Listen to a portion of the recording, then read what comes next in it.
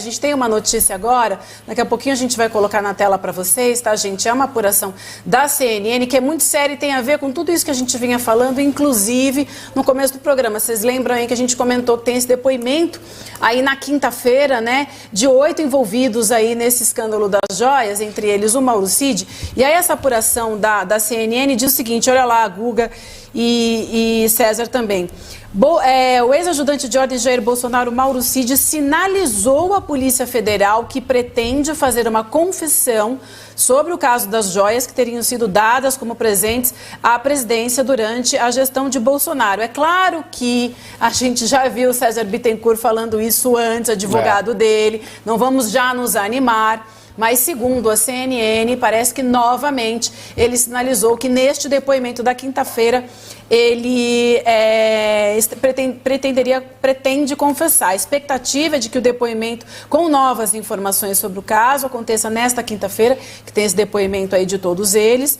O advogado responsável, César Bittencourt, já se encontrou com o diretor-geral da Polícia Federal, Andrei Rodrigues, 2 vezes. Segundo uma apuração da CNN, solicitou um terceiro encontro. Essa que é a novidade, tá, meninos? Ele solicitou um terceiro encontro antes da próxima oitiva de seu cliente, que já é na quinta. Então, hoje é terça-feira, eles devem ter um encontro aí entre hoje e amanhã, já que na quinta-feira tem esse depoimento aí para acontecer. Né, a avaliação de investigadores ouvidos pela CNN, importante dizer isso, é de que mesmo não sendo uma delação premiada, a confissão de Cid pode trazer algum benefício jurídico. Então vamos entender, porque eu acho que esse depoimento aí na quinta-feira, com os 8 envolvidos, muda tudo, né? Porque não vai ser, eles vão ser ouvidos ao mesmo tempo, não tem como combinar a história. E de novo, embora o advogado César Bittencourt já tenha dito isso antes, que ele faria a confissão, eu acho que agora a coisa muda um pouco. Já teve esses 2 encontros aí com a Polícia Federal, tem mais um. Queria ouvir um pouco vocês aí. Vocês acham que isso pode acontecer? Eu acho que tem algumas coisas aí que é o seguinte, gente. É óbvio que juridicamente você precisa formalizar a tua confissão. Agora, perante a imagem, a tua imagem junto ao público, se você diz eu vou confessar, isso já serve como uma espécie de confissão. Entende o que eu estou dizendo aqui? Porque se você diz eu vou confessar, evidentemente você tem o que confessar e você já assume uma certa culpa. É óbvio que isso não caracteriza a confissão de fato sedimentada juridicamente, mas para todos os efeitos, junto à opinião pública, está claro que você tem a culpa e que você tem o que apresentar. Eu não sei, eu vou ao encontro daquilo que eu analisei anteriormente, gente. Ao que me parece, a defesa do Cid está tentando se articular com base no sentido de tentar obter o melhor resultado possível pro Mauro Cid e principalmente pro pai, pra família deles, porque eles sabem que a essa altura a coisa está muito complicada.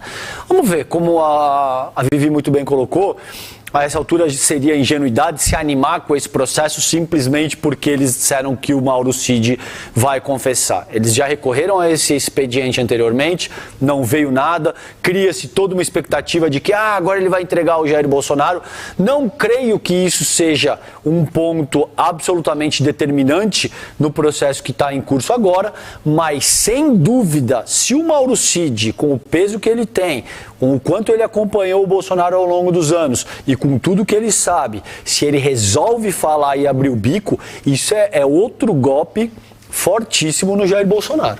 Guga, eu acho que ele vai para essa linha da confissão que a gente estava falando há pouco, dessa estratégia de, olha, o mandante é o Bolsonaro, para tentar diminuir, claro, juridicamente a pena, o mandante é o Bolsonaro, e para isso ele precisa confessar. Ele diz que, eu de fato peguei as joias, eu levei, eu botei num leilão, eu recebi a ordem para fazer isso, achava que era uma ordem legal. Fazendo isso, ele tenta, de alguma maneira, se colocar como centro dessa história e, de alguma maneira, amenizar o lado, principalmente do pai dele, porque o pai dele está metido nisso, tem o reflexo da imagem do pai dele na foto de uma das joias de Jair Bolsonaro. A gente sabe que o pai dele foi usado para entregar parte do dinheiro que o Bolsonaro conseguiu nos leilões dessas joias. Então, para tentar, de alguma maneira, diminuir, amenizar o lado do pai, ele vai se colocar como o agente disso tudo.